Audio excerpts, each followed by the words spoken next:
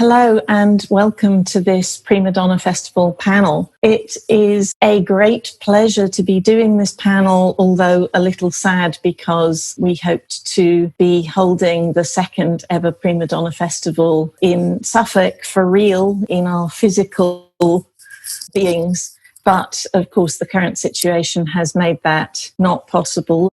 Primadonna Festival was set up by a group of 17 of us, all women, but women from very different backgrounds and experiences.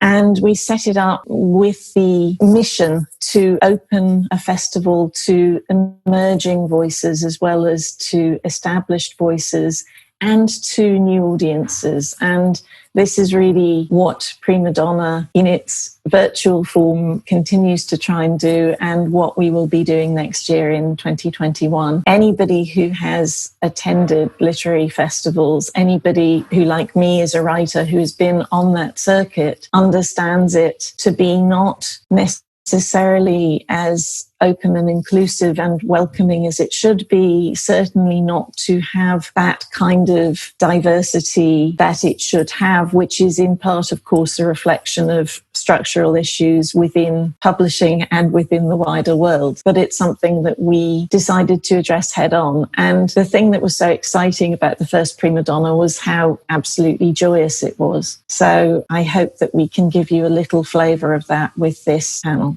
Last year's debut festival was lucky enough to be graced by one of my guests today, Sinead Gleeson, who came and joined a panel and talked about her spectacular book, Constellations. To describe it as a collection of essays is really not to do it justice at all, but we'll be discussing it during this panel. And I'm also joined today by Elizabeth-Jane Burnett, who has written another kind of autobiographical, it's a kind of memoir, but then again, it's not a memoir of a kind I've ever read before, called The Grassling, as well as a spectacular book of poetry, Swims, detailing wild swimming, but a lot more besides. We're wanting to discuss today something that I think we're going to find we have in common, though I'm also expecting some pushback and vigorous discussion here. But around the way in which women's writing tends to be regarded, there are so many examples of men writing either fiction or non-fiction that is treated very seriously by publishing, by critics, seen as being about big ideas. At the same time as women's work of quite often a similar, if not sometimes a more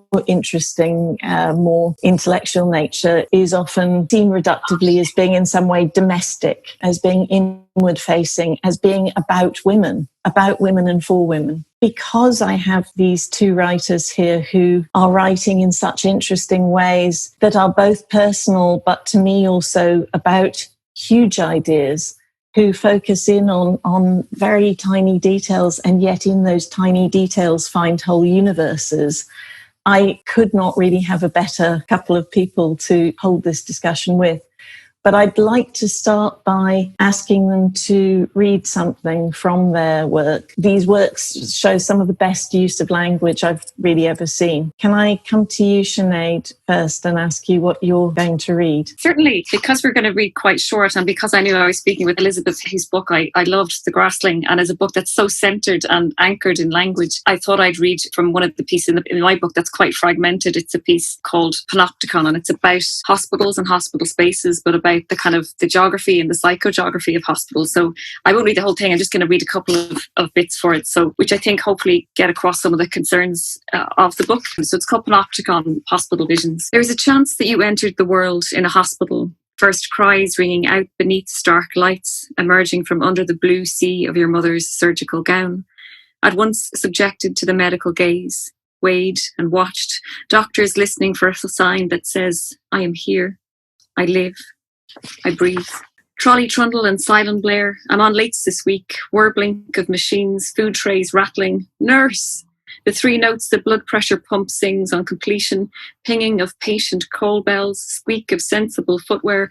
The pneumatic door hinge opening and closing like a bellows.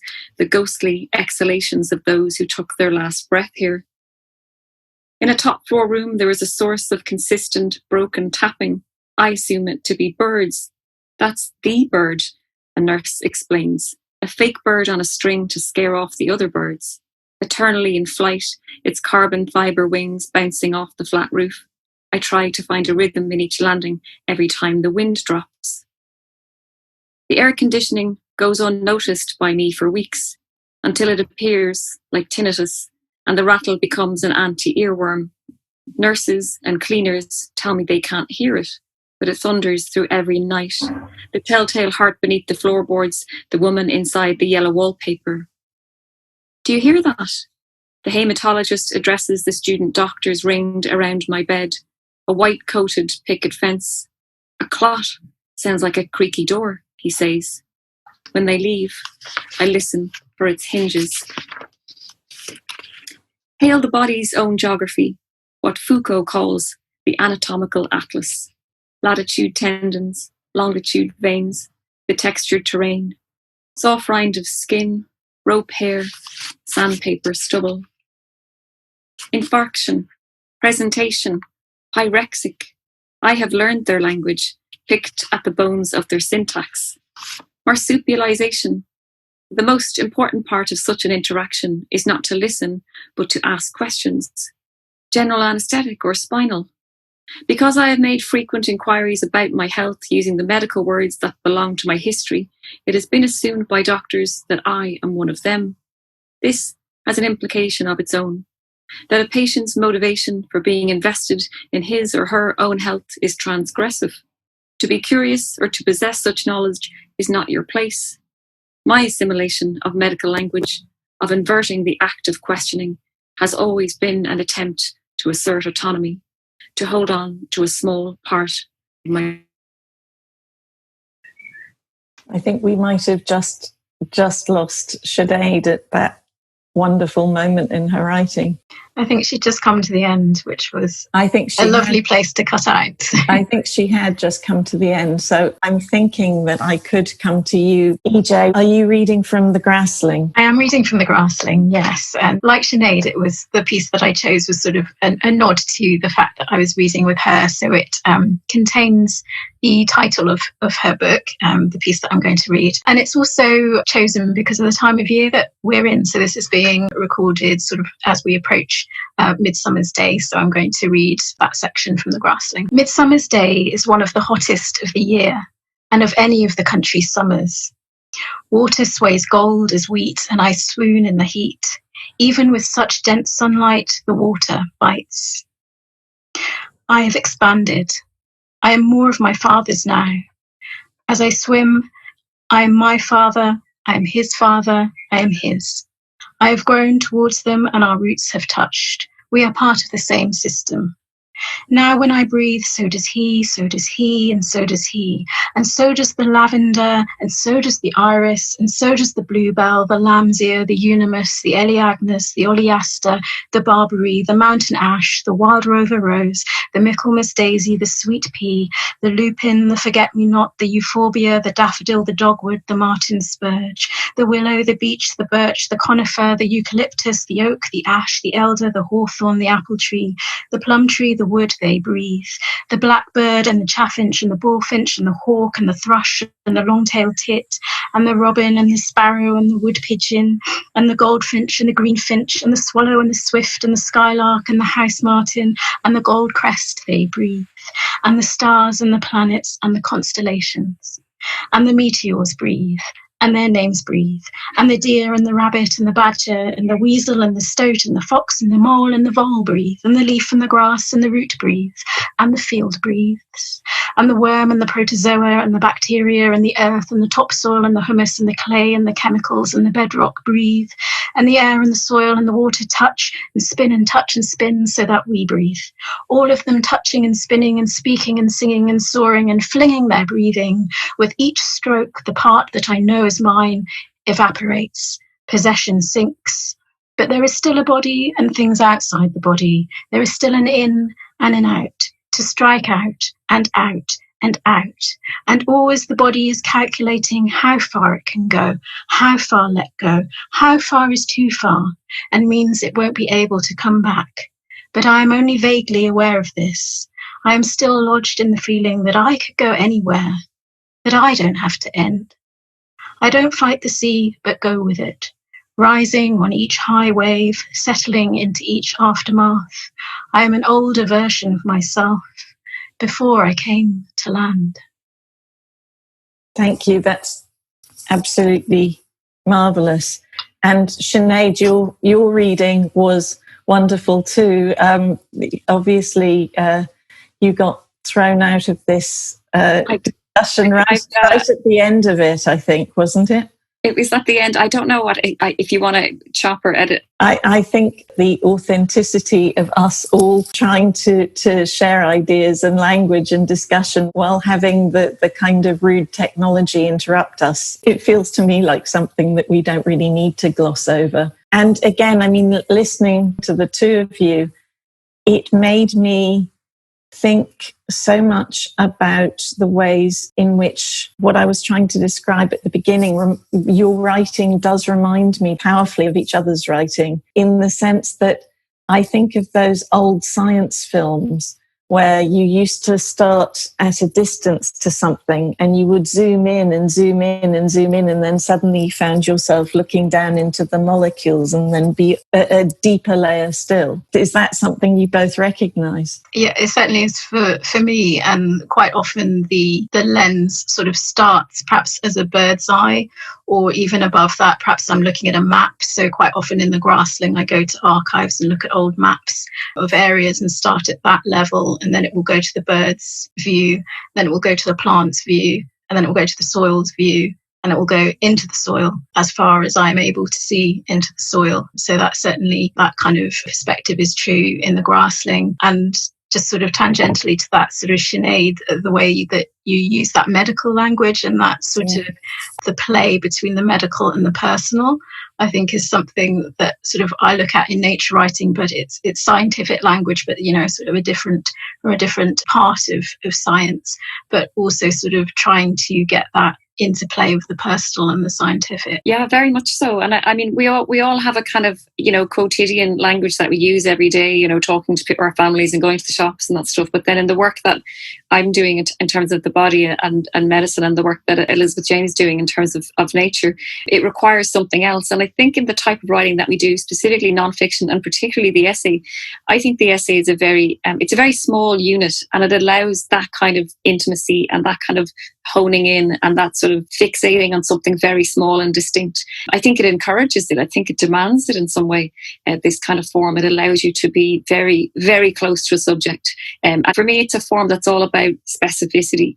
And I think that's why I think both of us possibly gravitate towards, you know, rather than, and you can be broad and you can be global and huge in a piece of nonfiction, but often it's the pieces that are very, very small, specific things are the things that I'm really interested in when I read other people's work. But that's why I'm also having that feeling of that kind of changing focus. Is I don't think that either of you loses the sense of this being about huge, important subjects, as well as about the specific and the personal and the tiny.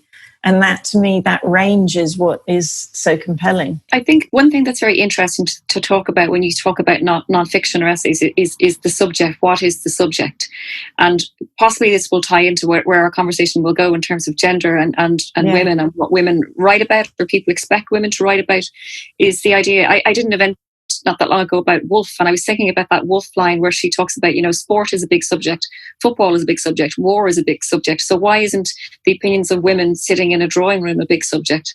And that's always been quite problematic for me, the idea of who gets to label and suggest what a big subject is. So the things that I'm interested in don't seem to me female subjects in one way. I'm interested in grief. I'm interested in loss, love, politics, science. Those things to me are outside of gender in some ways. They are big subjects.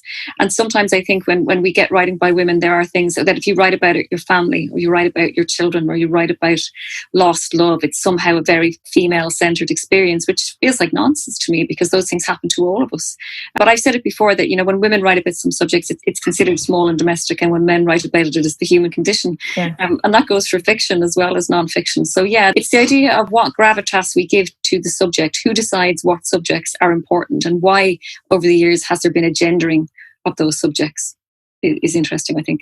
I absolutely agree. And one of the other aspects to that is that when women write about those things in fiction, it is very often assumed to be that they are actually writing memoir, that they wouldn't have the imagination to be able to put themselves into another perspective, into another body. Whereas those same questions are not asked of men. And you see that in interviews with authors. It's sometimes quite breathtaking.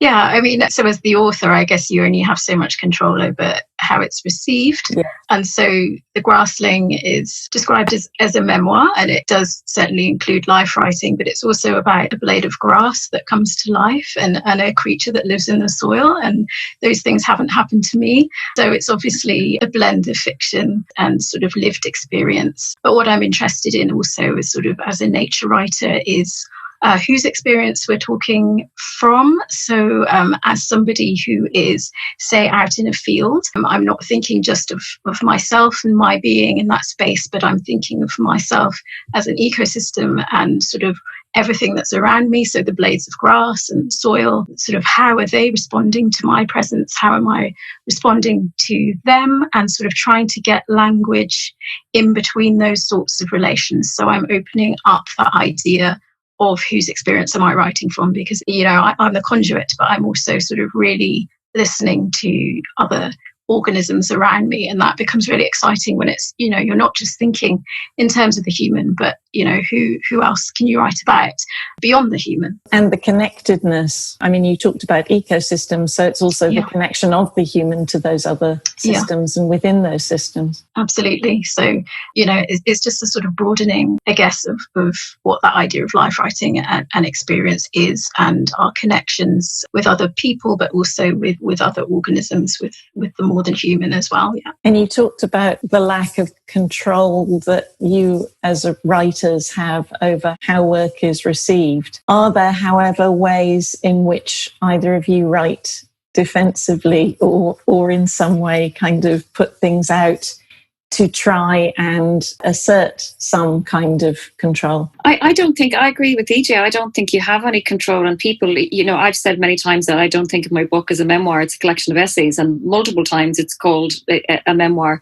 There are elements of myself in the book. There are parts of my own life. There is an I in the book that is partly me, but, you know, like the I in fiction, it's a created version. It's what Vivian Gornick, the American writer, calls it the unsurrogated I. It's the I. If you're in fiction, you have your characters to talk for you, but if you're a memoir or non-fiction writer, you have to create a persona to tell the story. And again, sometimes people can't separate that from the other parts of your book. But I don't feel I have to be necessarily defensive about it, but people will. What I am surprised by, and that this is something I think all writers get, is you can never, you know, people say you shouldn't think of the reader, and I don't anyway, because I find that really terrifying. I don't think I'd write a word if I did. But I'm always constantly surprised. You know, we make assumptions about who will read these books, who will read these life writing books by women, and yet an awful lot of men have read this book, and I've heard from a lot of men who've read this book, and I've heard from people I didn't expect to read this book or to get something from this. And so I think we, even as writers, we shouldn't make assumptions about who reads us or who gets something from the work. And I agree with EJ. You'd love to have control and just say, it's a book of essays, but I can't make people say that. So, you know. Yeah. Absolutely. You know, it's out of your hands.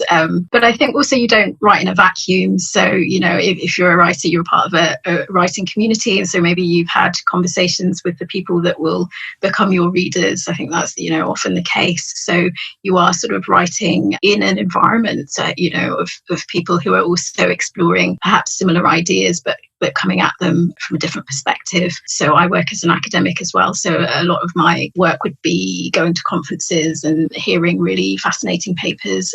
And for me, you know, outside of my area, so I like to do a lot of kind of interdisciplinary work. I'm, you know, quite often I would go and listen to scientific papers and, you know, things about the soil, things about plants and botany, and that would kind of inform my writing. So I think, you know, the communities that we're part of, the people that we're speaking to and hearing, and everything that we're exposed to when we're writing, you know, will obviously feed into that. You know, how it's received and the reception, but we can never predict or know, and I don't think we really need to as we're writing either. At that point about, I know it's a truism, but not trying to imagine the audience, but in fact to do the opposite. I've seen a very, very specific example of that recently. I who have not tended to write things that are in any way autobiographical. You know, as a journalist, you go very far away from that. And the kinds of non-fiction that I wrote, with the exception of my last book, which was about feminism and the fight for equality, which obviously did have some autobiographical elements, but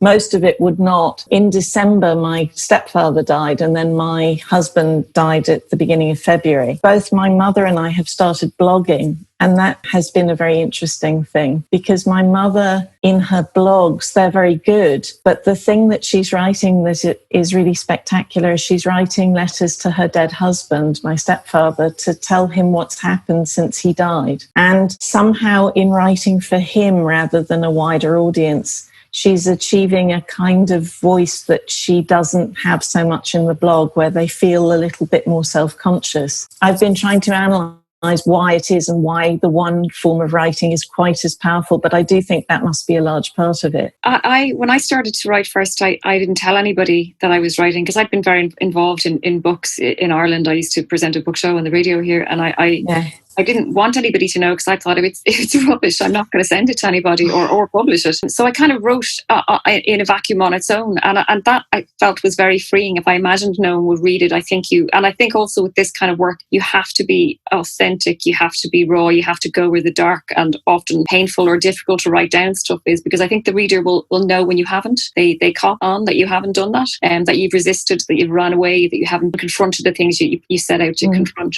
So for me, I wrote for a while where nobody knew I was writing. But I do think, this goes to show you that, and it's wonderful to hear about those letters, because there is a power in writing. At the same time, I don't personally believe in catharsis. Like this, for me, my book is quite a difficult book, and I didn't feel any better for having written it. But what writing does... sorry to interrupt, but I literally wrote the sentence earlier, catharsis does not work for me. No, it does. And it does for a lot of people. But what I found is I didn't find it cathartic to write some things, but what I did figure out is I figured out how I felt about some things. How do I feel about my body? How do I feel about terrible, dismissive doctors? How do I feel about death? And so that's what I often say this, that for me an essay is a place of answering a question. What do I want to know the answer to? And that's where I start from. And I often don't know where to start. I just write my way in, and I never know how it's going to end up, which is the most exciting part of it. I know people who need to know the ending. I couldn't do it if I knew the ending, you know? You've talked both about authenticity, which I would see very much in the way that both of you write, but you've also both talked about artifice and constructs. You're saying the reader will spot it if you are not sort of 100% authentic, but that is somehow different to being able to construct that persona that is the confessional persona, that is the one that goes into the dark places. Can you both explain that a little bit more? Who and how those personae are created? So I think, to be authentic, you might be able to speak in a kind of common voice of common experience of things like grief and pain that everybody can sort of latch onto and relate to. But there might also be parts of you that are entirely sort of mad.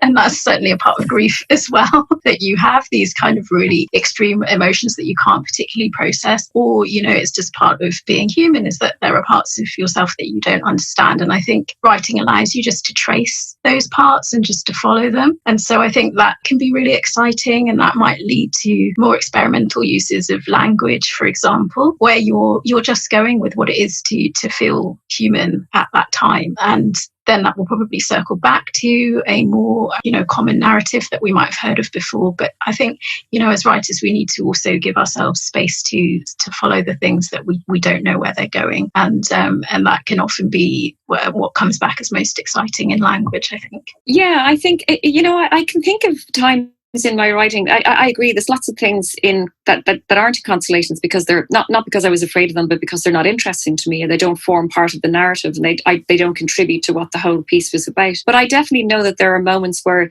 you learn things about yourself writing, and there are definitely things that showed up on the page that surprised me, and there are things that I resisted. The first essay in the book is about a trip to Lourdes and childhood kind of illness and orthopedics and stuff. And the first version of that was much more polemical. It was, the church is terrible and they did terrible things. And a good friend who read it, who's a writer, said to me, well, everybody knows that story, but we don't know this part about the girl going off to Lourdes thinking she's going to get cured. And she said, why are you withholding yourself? You're completely covering yourself up here. And I know I was.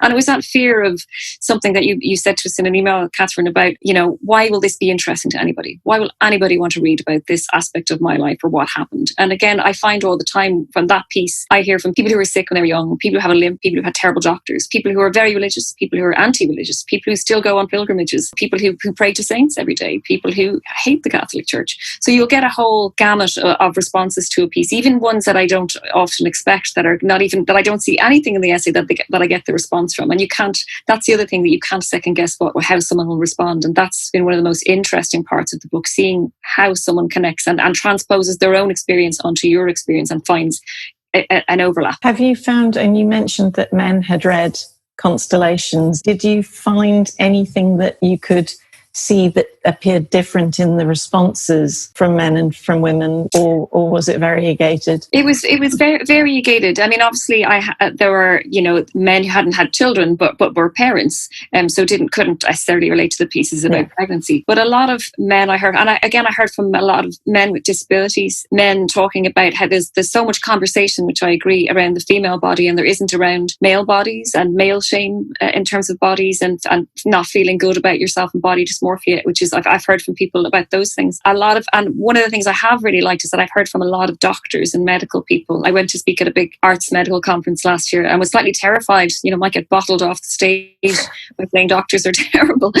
Some doctors, I've had some lovely doctors as well, but that was wonderful, because it's medical humanities are a really quick way for doctors to absorb what patient experience is, what patient-centric care is, and that you need to not just fix the problem of someone's illness, but listen to what they're saying and make sure that they're heard. And so that's been one of the best things, is hearing from that demographic, because it's a lot of them have said, actually, oh, yeah, I think I've learned something from reading the book. If they bring that into the next encounter with the patient, where they might have been brusque before or whatever, it can only be a good thing, I think. But that also goes to the point about, I think both of you are writing about things and in ways that are incredibly significant, whether it's in terms of a better environmental understanding in the case of EJ's work, or in your case, a lot around medical issues, the interface with the medical profession, the body, everything, repeal the eighth for that matter, all things that are incredibly important. And I wondered whether you had a sense of what, as I say, this panel has, part of what we wanted to look at is the kind of gendered responses to these things and the ways in which women's writing is handled. Did you feel that you had to work harder to assert the importance of these things? Did you feel at any time that you were in danger of being put into some kind of category that would,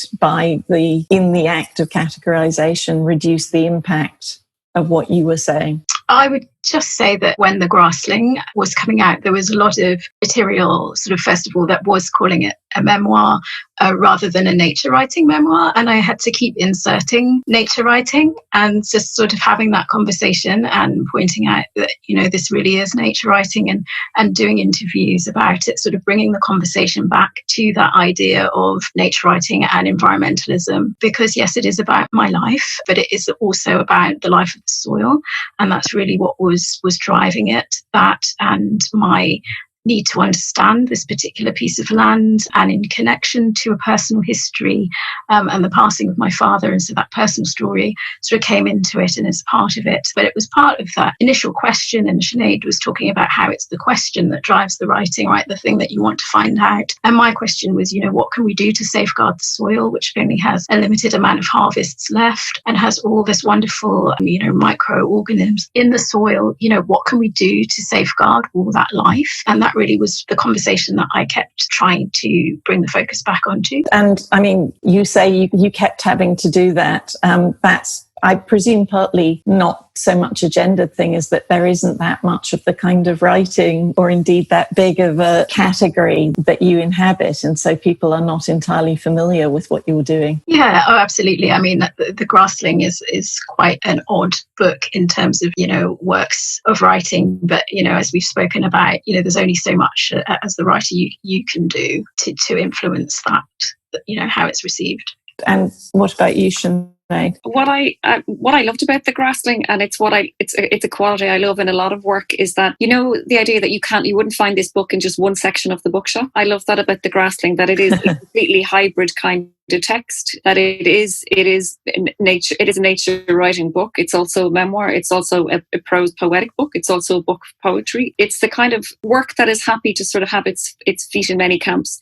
Is the kind of work that I think it's difficult to do. It's often called experimental, and I love the word experimental. Some people think it's a dirty word, but I don't. And I kind of, when I read that, that's the kind of work that I like, and the kind of work that I think I didn't see for a long time when I started. And when I did start to write, I realized I like fragments and fragmentary work, and I think they have a whole specific trait and purpose. But I didn't always find work like that until I started to find a lot of American writers, actually. And when you see other people doing that work, as EJ was saying, you're not writing in a vacuum, you are writing in a community, and other people often taking bigger risks than me, or doing it way before I ever did it. It allows you to see the possibility of what you can say and how you can say it. When you talk about people taking risks and experimental use of language, I'd be really interested to hear which writers both of you have been influenced by and find impressive in that way. So a writer that I always come back to is Virginia Woolf, and so I'll just return to it because Sinead, you mentioned her at the start of our conversation, so just to bring her in again. But you know, that kind of beautiful sensory use of language, non-linear often, you know, you might call it stream of consciousness, but again, it's highly structured. So I really enjoy that writing from an experimental point of view. But then in terms of what, say, nature writing can be, and perhaps expanding things in terms of genre, I think what Robin Wall Kimmerer is doing, the American nature writer, scientist, at the moment in works like Gathering Moss, Braiding Sweetgrass, is really interesting, sort of bringing in indigenous stories with that scientific Western perspective, mixing those languages, using personal stories. I find that really inspiring. I always say Maggie Nelson because, again, Maggie is somebody who was a poet for years. Her first 4 books are poetry, and then started to just go, I don't have to be just a poet anymore. So there is cultural criticism. There is The Red Parts, her wonderful book, you know, which a lot of people have compared to In Cold Blood as a sort of a critique and investigation of her family and her aunt's murder. There's Bluets, which is a kind of, you know, beautiful investigation of a colour. The Argonauts, which has been called a novel, and yet, you know, it's like a treatise, it's like a manifesto. It's what she's saying as opposed to what the book is. And I think there is often a rush to categorisation. We're very quick to figure out, as I say, where books go and where they're supposed to be. So Maggie Nelson's been a huge one for me. Roxane Gay and her writing on the body was so central for me. I think, again, when I read Audre Lorde, her cancer journals were, again, wonderful in terms of talking about all the intersections in her life as a sick woman, as a queer woman, as a woman of colour. That book's just, I recommend it to people all the time. All of Lorde's writing currently at the moment and the climate we're in is so essential. Eula Biss is an American writer. One of her works is being reissued called On Immunity, which is about inoculation. And again, I talk about her. I think Fitzcarraldo Press, their editions are a wonderful place to start. All of their non-fiction has been work that sort of taught me that you can start with an idea and you don't have to worry about chapters, so you don't have to worry about headings. It is just about the idea. Just keep circling back to the idea. And I think I would agree with Woolf. What I love about Woolf is the digressiveness of the work. It's kind of anti-linear, it's anti-chronological, and I kind of feel I try to do that sometimes in my own work. So yeah, there's so many people. We could finish this conversation by me just listing off people.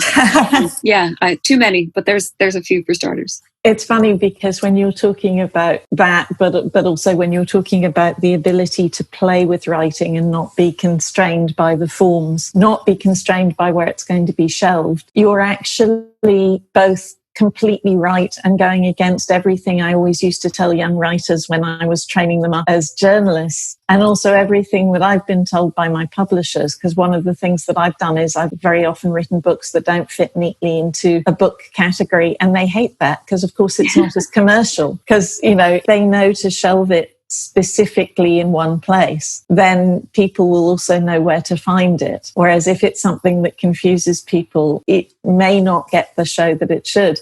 And as far as playing with form, I mean, it's the most exciting thing that there is. But again, you know, one of the reasons you two are such extraordinary writers is because it isn't that you couldn't do the form if you wanted to. It's because you know what the forms that are expected are and you can play with them or move away from them completely. That is something to treasure. So along with our reading list, I do hope that everybody reads The Grassling and Constellations if they haven't yet. Form is so specific because I sometimes think that the form can be the content. You can mold and deconstruct, and the form can be what you want to say. There's a piece in Constellations called Where Does It Hurt?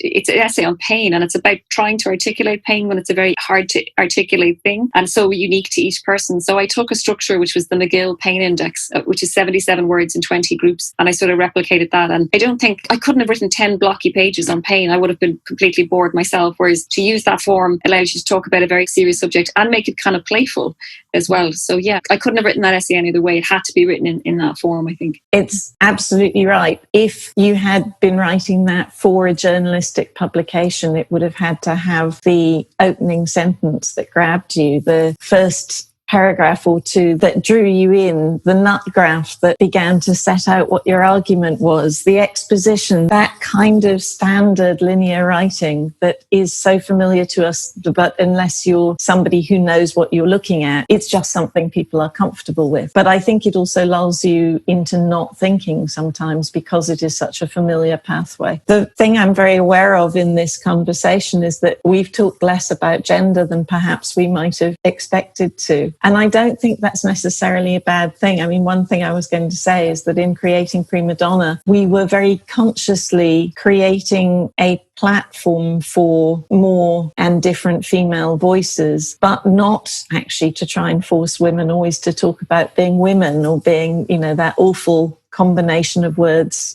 woman writer, female writer. I would just say, I completely agree with that ethos that you talked about. It's important to have the platform, but then to allow people to do what they want to do in that platform. And so for me, talking about my enthusiasms and what's exciting to me and my research in nature writing and in trying to establish connections with more than human and what we do with language and what we do with form and all the connections with Sinead, writing about form and the body and where that comes into things as an interface, that to me has been really exciting and a really nice conversation, rather than sort of having perhaps something that I would find a bit more reductive in talking about where gender comes into that. Yeah, well, I'm happy with that. I agree. And I think that where the conversation around the woman writer, it can be useful. In my case, I've edited 2 all-female anthologies of short stories by Irish writers. And the reason I did that was because the Irish canon is so overwhelmingly male. That's changing, but it was for a very long time. That's one of them here, The Glass Shore, which is short stories by women from the north of Ireland. And I did it to kind of write the listing ship of Irish literature. And I have so many anthologies in the house that are Irish. And if you pick them up, you will find that there is 1 or 2 or 3 women. And it's always Edna O'Brien, it's always Mary Lavin, it's always the same writers. And I wanted to try and do something different. But I am also very aware and not a big fan of the idea of that kind of segregation, a book of 100 short stories. And I've just finished editing a book of 100 short stories. It contains both men and women. It should just be writer. There shouldn't be a prefix. But because we know of imbalance, injustice and gender inequality, that's sometimes the prefix woman is useful if you're going to right or wrong. But otherwise, it should be good work and bad work, and that's all it should come down to. Well, there is nothing but good work on the screen in front of me. One of the great pleasures of this was actually rereading Constellations and reading The Grassling. As I said to you, Sinead, in an email, I did make the mistake of listening to the audiobook of Constellations when I was out in public, and I don't cry very much, but that actually completely set me crying. But again, you don't feel at any point with either of those books, and both books are moving, very moving, but they are moving in ways that don't feel in any way cheap or in some way calculating. You don't have that feeling of having been worked into that position of responding on an emotional level as well as an intellectual one. They are extraordinary. I know I keep saying this, but it can't be said enough. There is a nervousness when you write about your own life, and I didn't want to. I remember the copy editor reading Constellations and asking if they should watch out for something, and I said, if you think I sound whiny or moany anywhere in this book, please tell me. I'm not interested in pity and I'm not interested in sentimentality. They're not of interest to me. And if I thought that the book was in any way sentimental, and I think that there's an absence of that in The Grassling as well, it's a very vivid, important and evocative book, but in no way does it dip anywhere into sentimentality? And I hope the consolations, and I'm glad to hear that it doesn't do that, because that wasn't one of my aims, and I would have resisted that very strongly, I think. No, it's not that kind of crying. And with The Grassling, when I finished it, I actually just sat there for about 10 minutes and thought about what I'd read. But I was also very moved. One other thing is that in both cases moved to do things. So that's the other thing that's interesting about this. It feels like writing that is art in quite a pure sense in some ways, but also writing that, for me, somebody who's also involved in advocacy, it would inspire you to actually try and make changes to the world, as well as to see it in a different way. That's really lovely to hear. I'm sure, Sinead, you feel the same, that if your writing can have that kind of effect, I think, if anything, if you're thinking about the reader, that is what you would want, that it would inspire some sort of action. I think the action can be not just to be more political or to think about the environment or think about the land or think about standing up to a doctor who dismisses you. A lot of people have told me that they've started to write or document, not necessarily with a view to publishing, but just have started to sort of realise that they can articulate their own story on the page. Even if it's in a notebook, it's not for themselves, and they can figure out their own questions that way. So if you encourage other people to write, even if it's just private writing and it's just themselves, that is also something that I always love to hear from people, and it's a lovely thing. That's something I recognised very much when you said about writing, that it sometimes just helps you to know what you think, not even so much what you feel as what you think. I wonder sometimes whether that is the thing that makes us writers, in fact. For me, it's easier to think through writing than it is to think through thinking, and that doesn't make sense entirely. And this goes back to that point about form that we were making as well. I think there's a freedom in writing and using writing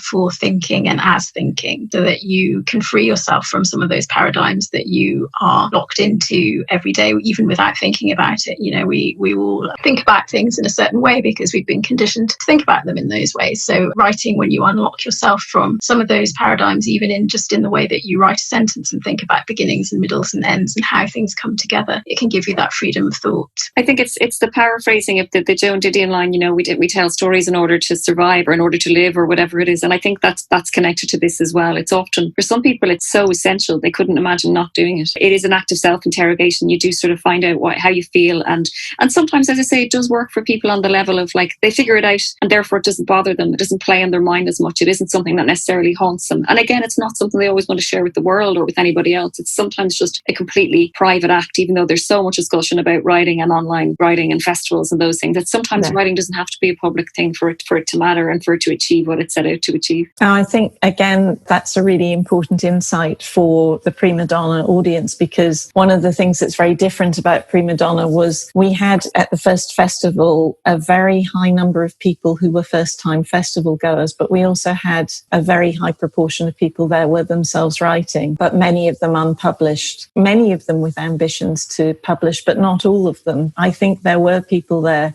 for whom writing is the activity they love most or that they need the most. And that's something else, isn't it? It is. And I think I just wanted to say as well, I felt so lucky to attend the festival last year. It was also one of the most diverse festivals I've ever been to. It was beautifully and very well planned and paired and programmed. And I think it offered one of my favourite festival moments. I did a lot of festivals last year. I was sitting on a hay bale and somebody sat down beside me and I turned around and it was Bernardine Evaristo, who I'd never met, and we just started chatting. Thank you, Primadonna, for allowing me to sit on a hay bale and talk to Bernardine Evaristo. Yes, those hay bales in the backstage area, and then there were hay bales in front of the main stage as well. And for weeks afterwards, I kept finding bits of hay around my flat and, you know, just being pleased and collecting it together like a memory. But who knew that we were going to have to remember for as long as we did? Well, listen, thank you both so much for joining me today to at least try and rediscover a little of the spirit of Primadonna. And I hope that both of you will come to Primadonna in 2021. And also, I so look forward to reading whatever it is that you do next. And I urge everybody to go and read your work. Thank you so much. Thank you. Thanks so much. It was great.